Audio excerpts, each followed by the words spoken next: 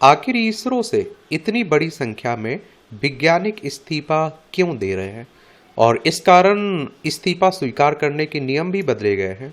और इसरो हमारी अंतरिक्ष एजेंसी है, इंडियन स्पेस रिसर्च ऑर्गेनाइजेशन की बात हो रही है।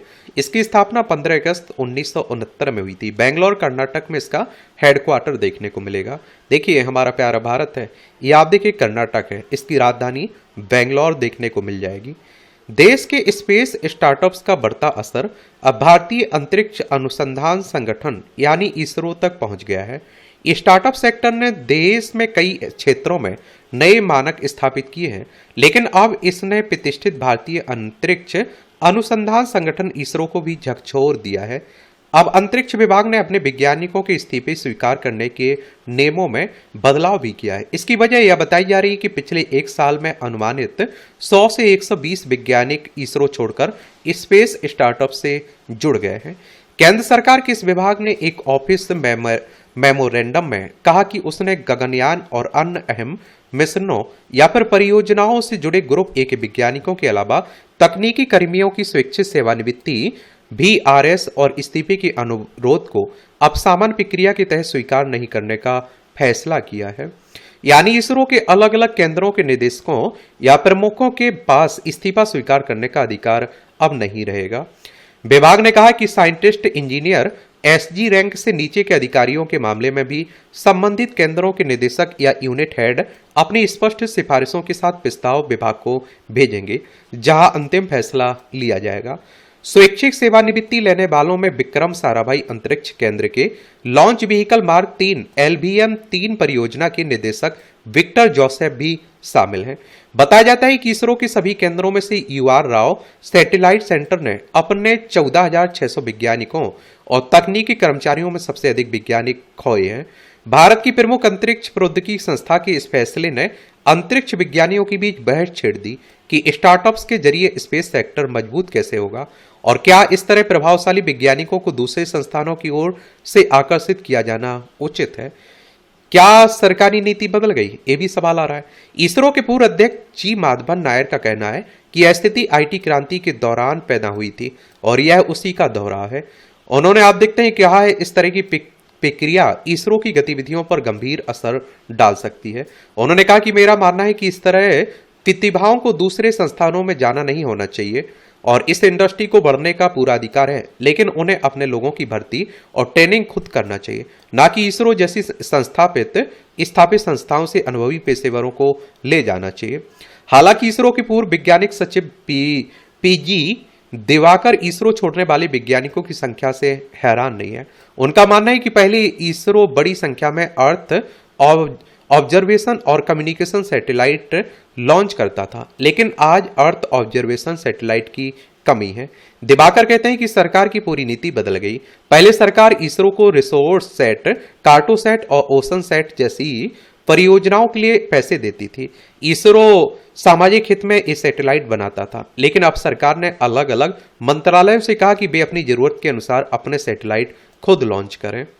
उनका मानना है कि मंत्रालयों को सामाजिक हित के लिए उपग्रहों में निवेश की जरूरत समझने में अभी कुछ समय लगेगा। हालांकि उन्हें यह भी उम्मीद है कि भारत में स्पेस स्टार्टअप्स तेजी से आगे बढ़ेंगे। उन्होंने कहा कि फिलहाल वैज्ञानिकों को यह एक आकर्षक विकल्प लग रहा है।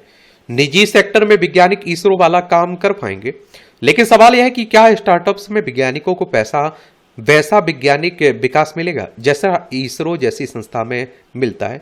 दिवाकर का कहना है कि शुरुआत में शायद ऐसा अवसर ना मिले, लेकिन अगर स्टार्टअप्स आगे बढ़ते हैं तो वैज्ञानिकों को भी फायदा होगा, यह सिर्फ कमाई तक सीमित नहीं रहेगा। वहीं माधवन नायर इससे सहमत नहीं है। उनका कहना है कि प्राइवेट सेक्टर ज्यादा सैलरी दे सकता है, लेकिन वहां उतने चुनौतीपूर्ण वैज्ञानिक काम नहीं होंगे। उन्होंने इस सवाल पर टिप्पणी करने से इनकार किया कि क्या इसरो के भीतर मौजूद किसी व्यवस्थागत समस्या के कारण वैज्ञानिक प्राइवेट सेक्टर की ओर जा रहे हैं। हालांकि उन्होंने माना कि प्राइवेट सेक्टर और सरकारी सैलरी के बीच बड़ा अंतर है। उन्होंने कहा कि यह बहुत खास सेक्टर है जहां असाधारण प्रतिभा वाले लोगों की जरूरत होती है। ऐसी प्रतिभा को बनाए रखने के लिए सरकार को खास प्रयास करने होंगे। इसरो के वैज्ञानिकों के लिए विशेष प्रोत्साहन योजनाएं खत्म हुई हैं। माधवन नायर ने बताया कि प्रधानमंत्री मनमोहन सिंह के कार्यकाल में हम सरकार को यह समझाने में सफल रहे थे कि स्पेस और न्यूक्लियर एनर्जी सेक्टरों को अन्य सरकारी नौकरियों से अलग माना अलग माना जाना चाहिए।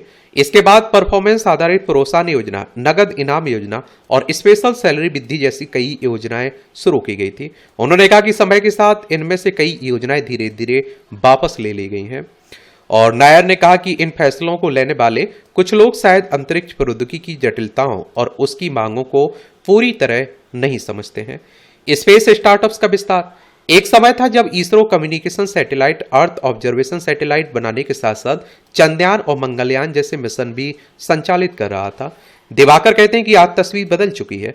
आज आपके पास पिक्सेल, स्काई रूट, अग्निकुल, गैलेक्साई जैसी कंपनियां हैं। और मैं ऐसे 10 से 15 बेहतरीन स्पेस स्टार्टअप्स के नाम गिना सकता हूं जो विदेशी निवेश से भी आकर्षित कर रहे हैं। जनवरी में विज्ञान एवं प्रौद्योगिकी और अंतरिक्ष मंत्री जितेंद्र सिंह ने राज्यसभा में बताया था कि भारत की स्पेस इकोनॉमी बढ़कर लगभग 8.4 अरब डॉलर तक पहुंच गई और देश में 399 स्पेस स्टार्टअप्स काम कर रहे हैं। ये startups launch vehicle, satellite propulsion system, space grade electronics जैसे क्षेत्रों में सक्रिय है। जितेंद्र सिंह ने दिल्ली में पत्रकारों को बताया कि प्रशासनिक कारणों से यह मेमो तैयार किया गया है ताकि इस पर कहीं अधिक परिपक्व स्तर पर निर्णय लिया जा सके और इससे यह भी सुनिश्चित होगा कि वैज्ञानिकों के आने जाने का परियोजना पर कोई प्रतिकूल असर न पड़े। सरकार ने 2019 में Indian National Space Promotion and Authorisation Centre की स्थापना के साथ स्पेस सेक्टर को निजी कंपनियों के लिए खोल दिया था। यह संस्था प्राइवेट सेक्टर और इसरो जैसी सरकारी एजेंसियों के बीच एक सिंगल विंडो इंटरफेस के रूप में कार्य करती है और इसरो के अधिकारियों की प्रतिक्रिया अभी मिली नहीं है, उनकी तरफ से कोई प्रतिक्रिया। बाकी देखते हैं क्या होता है, लेकिन आप देखते हैं कि इसरो को छोड़कर जा रहे हैं वैज्ञानिक। आप लोग क्या सोचते हैं? अपनी राय आप लोग जरूर बता सकते हैं। धन्यवाद।